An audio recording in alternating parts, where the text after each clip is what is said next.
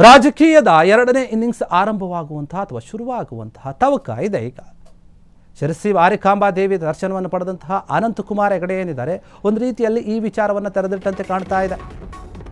ರಾಜಕೀಯದ ಎರಡನೇ ಇನ್ನಿಂಗ್ಸ್ ಆರಂಭಿಸುವ ತವಕ ಇದೆ. ಶಿರಸಿ ಮಾರಿಕಾಂಬಾ ದೇವಿ ದರ್ಶನಕ್ಕೆ ಬಂದಿದ್ರು ಅನಂತಕುಮಾರ್ ಹೆಗಡೆ. ಲೋಕಸಭೆ ಟಿಕೆಟ್ ಕೈ ತಪ್ಪಿದ್ರಿಂದ ಸಕ್ರಿಯ ರಾಜಕಾರಣದಿಂದ ದೂರ ಕೂಡ ಇದ್ರು. ರಾಜಕೀಯದಲ್ಲಿ ಎರಡನೇ ಇನ್ನಿಂಗ್ಸ್ ಆರಂಭಿಸುವಂತಹ ಸೂಚನೆ ಕೊಟ್ಟಿದ್ದಾರೆ. ಶಿರಸಿಯಲ್ಲಿ ನಡೆಯುತ್ತಿರುವಂತಹ ಪ್ರಸಿದ್ಧ ಮಾರಿಕಾಂಬಾ ಜಾತ್ರೆ ಏನಿದೆ, ಸಾಕಷ್ಟು ಜನ ಭಕ್ತರು ಬರ್ತಾರೆ. ಇಂದು ಬೆಳಿಗ್ಗೆ ಪತ್ನಿಯೊಂದಿಗೆ ದೇವಸ್ಥಾನಕ್ಕೆ ಆಗಮಿಸಿದ್ರು. ದೇವಿಯ ದರ್ಶನವನ್ನು ಕೂಡ ಪಡೆದು ಅನಂತಕುಮಾರ್ ಹೆಗಡೆ ದೇವಿಗೆ ವಿಶೇಷ ಪೂಜೆಯನ್ನು ಸಲ್ಲಿಸಿದ್ದಾರೆ, ಪ್ರಾರ್ಥನೆಯನ್ನು ಕೂಡ ಮಾಡಿಕೊಂಡಿದ್ದಾರೆ. ಮಾರ್ಚ್ 8ರಿಂದ ರಾಜಕೀಯದಲ್ಲಿ ಎರಡನೇ ಇನ್ನಿಂಗ್ಸ್ ಆರಂಭ ಎನ್ನುವಂತಹ ಸೂಚನೆ ಕೊಟ್ಟಿದ್ದಾರೆ. ಭಟ್ಕಳದಲ್ಲಿ ಹಿಂದೂ ಸಂಗಮ ಕಾರ್ಯಕ್ರಮ ಏನಿದೆ, ಆ ಕಾರ್ಯಕ್ರಮದಲ್ಲಿ ಕೂಡ ಭಾಗಿಯಾಗಿತ್ತು.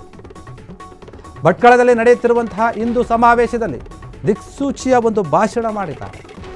ಮಾರ್ಚ್ 8ರಂದು ಭಾಷಣ ಮಾಡಲಿರುವಂತಹ ಅನಂತಕುಮಾರ್ ಹೆಗಡೆ ಏನಿದ್ದಾರೆ, ಅವರು ಇದ್ರ ಬಗ್ಗೆ ಹೇಳ್ತಾರೆ. ರಾಜಕೀಯದಲ್ಲಿ ನಾನು ಮತ್ತೆ ಮುಂದುವರಿತೀನಿ, ನನ್ನ ಎರಡನೇ ಇನ್ನಿಂಗ್ಸ್ ಅನ್ನು ಆರಂಭ ಮಾಡ್ತೀನಿ ಎನ್ನುವಂತಹ ಸೂಚನೆ ಈ ದೇವಸ್ಥಾನಕ್ಕೆ ಏನು ಬಂದಿದ್ರು ಅಲ್ಲೇ ಸ್ವಲ್ಪ ಕೊಟ್ಟರು. ನೆಕ್ಸ್ಟ್ ನಡೆಯುವಂತಹ ಸಮಾವೇಶದಲ್ಲಿ, ಆ ಕಾರ್ಯಕ್ರಮದಲ್ಲಿ 8ನೇ ತಾರೀಕು ಅಲ್ಲಿ ಹೇಳ್ತಾರೆ ಅಧಿಕೃತವಾಗಿ ಯಾವ ರೀತಿಯಾಗಿ ರಾಜಕೀಯದ ಎರಡನೇ ಇನ್ನಿಂಗ್ಸ್ ಅನ್ನು ಆರಂಭ ಮಾಡ್ತಾರೆ, ಹೇಗಿರುತ್ತೆ ಅಂತ. ಸ್ವಲ್ಪ ರಾಜಕಾರಣದಿಂದ ದೂರ ಇದ್ರು ಅವರು.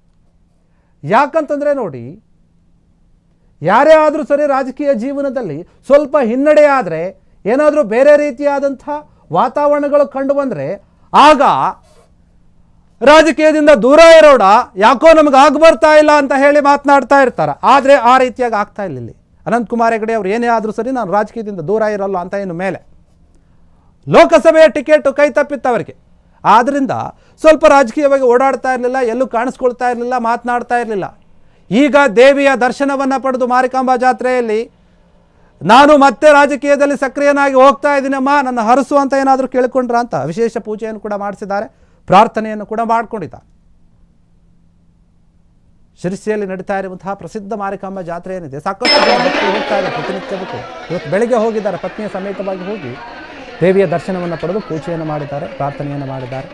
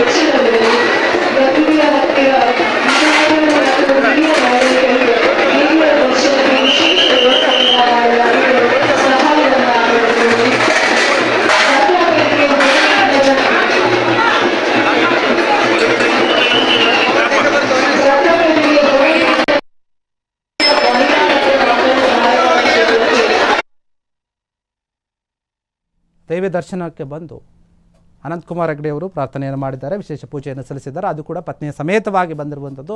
ಇದರ ಮೂಲಕ ತಮ್ಮ ರಾಜಕೀಯ ಜೀವನವನ್ನು ಮತ್ತೆ ಮುನ್ನಡೆಸ್ತೀನಿ, ಅದು ಕೂಡ ಎರಡನೇ ಇನ್ನಿಂಗ್ಸನ್ನು ಆರಂಭ ಮಾಡ್ತೀನಿ ಎನ್ನುವಂತಹ ರೀತಿಯಲ್ಲಿಯೇ ಸೂಚನೆಯನ್ನು ಕೊಟ್ಟಂತೆ ಕಾಣ್ತಾ ಇದೆ.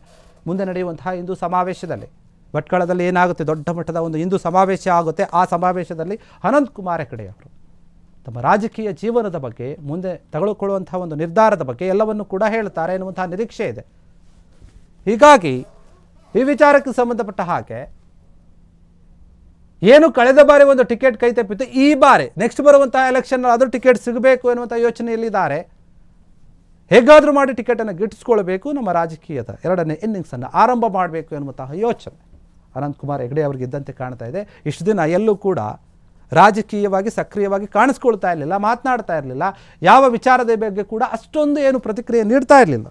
ಹೀಗಾಗಿ ಈ ವಿಚಾರವಾಗಿ ಮುಂದಿನ ದಿನಗಳಲ್ಲಿ ಅಪ್ಡೇಟ್ ಕೊಡ್ತಾರೆ ಎನ್ನುವಂತಹ ನಿರೀಕ್ಷೆ ಅವರ ಬೆಂಬಲಿಗರಲ್ಲಿ, ಅಭಿಮಾನಿಗಳಲ್ಲಿ ಇದೆ.